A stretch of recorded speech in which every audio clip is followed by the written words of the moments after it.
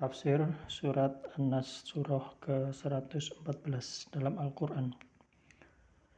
Surat ini adalah surah Makkiyah, terdiri dari 6 ayat dan diturunkan setelah surah Al-Falaq.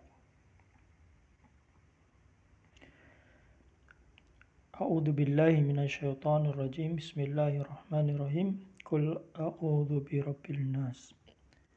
Kul katakanlah, a'udzu, aku berlindung, birabbi, kepada Rabb Tuhan, An-Nas, yang memelihara manusia. Malikin Nas, Allah Malik, Raja An-Nas, manusia. Ilahin Nas, Allah ilah, Tuhan An-Nas, manusia.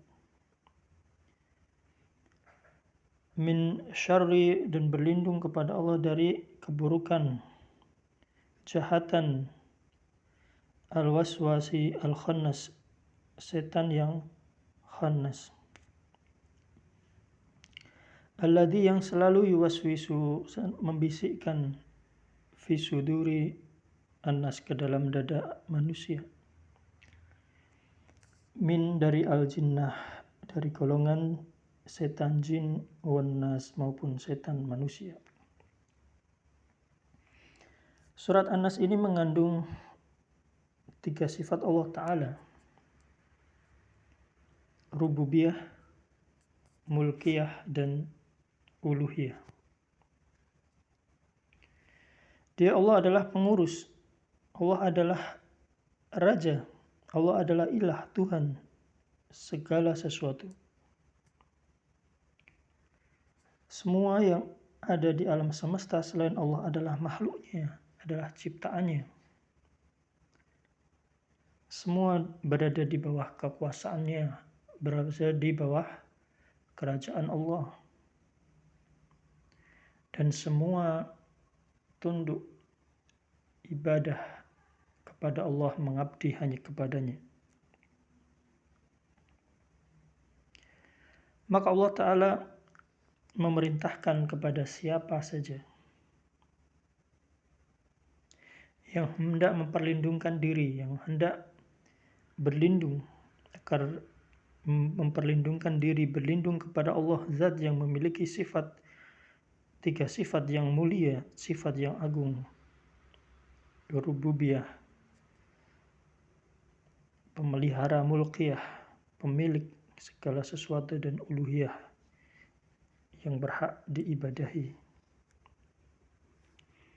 Dari segala bisikan al-khannas, yaitu setan yang membisikkan kepada dada manusia,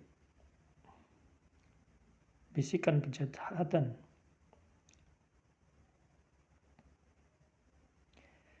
Sebab tidak ada satupun manusia keturunan Adam, Bani Adam, melainkan akan disertai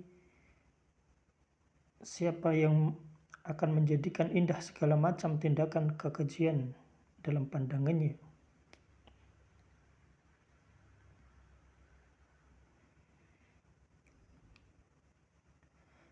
Adapun al-ma'sum adalah orang yang memperoleh pemeliharaan yang ketat dari Allah Ta'ala.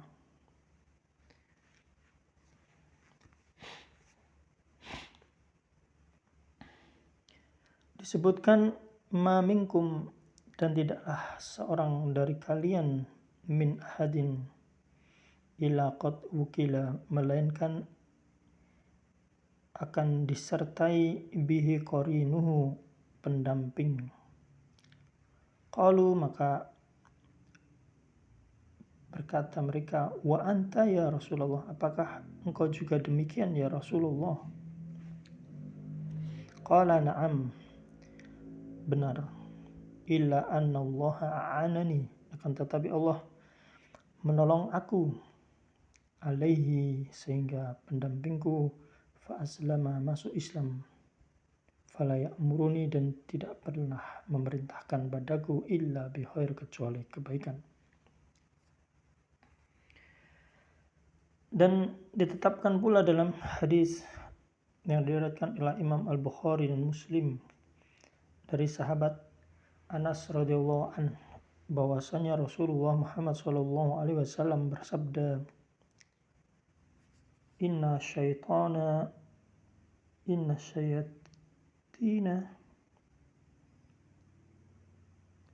sesungguhnya syaitan yajri mengalir min ibni Adam majrad dam.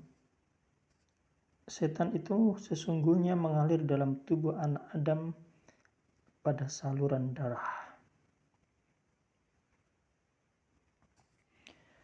Diriwayatkan oleh Imam Ahmad dengan sanadnya dari Abu Tamimah yang meriwayatkan dari seorang yang pernah membonceng Nabi Muhammad SAW. Utsira bin Nabiyyi SAW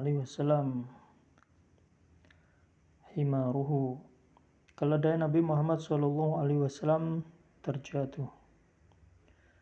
Faqultu, maka aku berkata, ta'isa syaitan, celakalah setan. Faqala an-Nabi SAW, lalu Nabi Muhammad SAW bersabda, la taqul ta'isa syaitan, janganlah kamu mengatakan celakalah setan.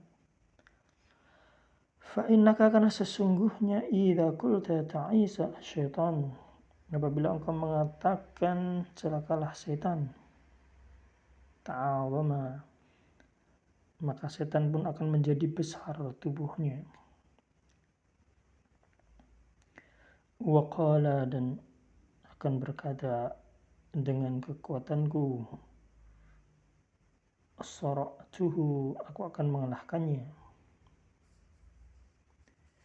Wa idza qulta bismillah, namun apabila engkau mengatakan bismillah, tasaghara, maka setan akan mengecil, hatta yasira, hingga menjadi sekecil misla dubab, sekecil lalat.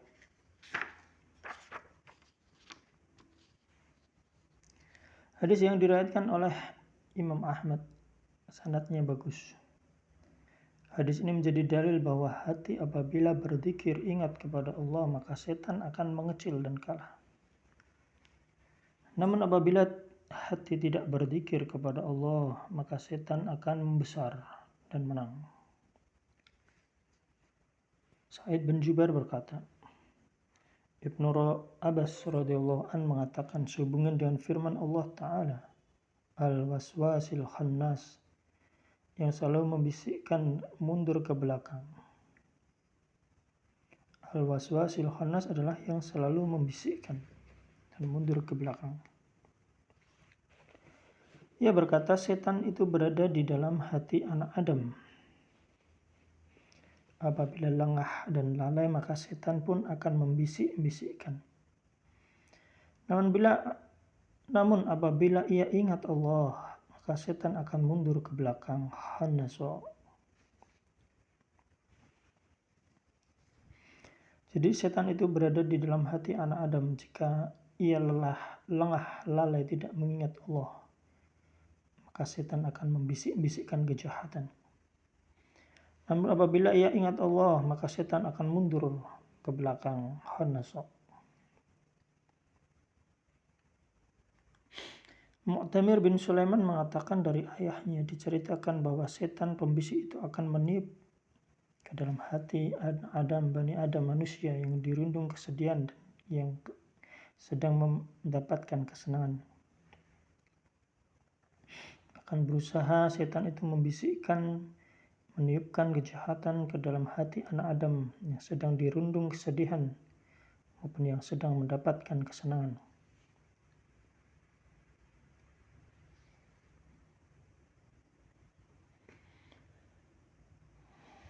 Namun apabila ia berzikir mengingat Allah, maka setan pun akan mundur ke belakang.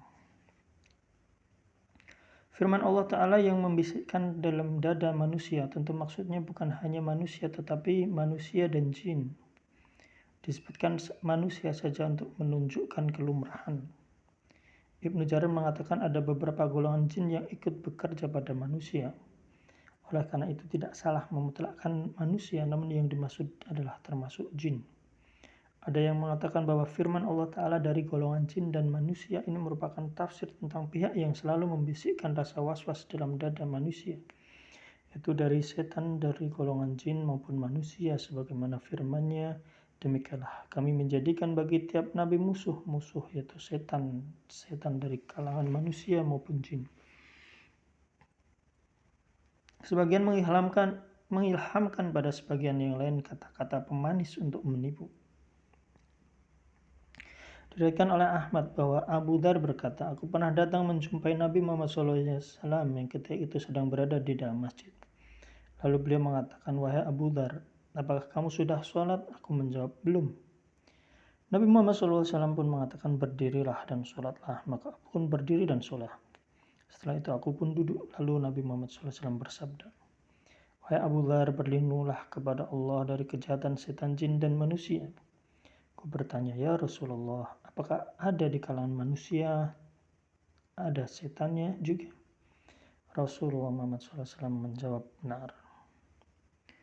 Diriwayatkan pula oleh Ahmad dengan sanadnya bahwasanya Ibnu Abbas radhiyallahu anhu berkata, ada seorang yang menghadap Rasulullah Muhammad SAW kemudian berkata, ya Rasulullah, sesungguhnya terbetik dalam diriku sesuatu yang kalau saja aku jatuh dari langit lebih aku sukai daripada membicarakannya.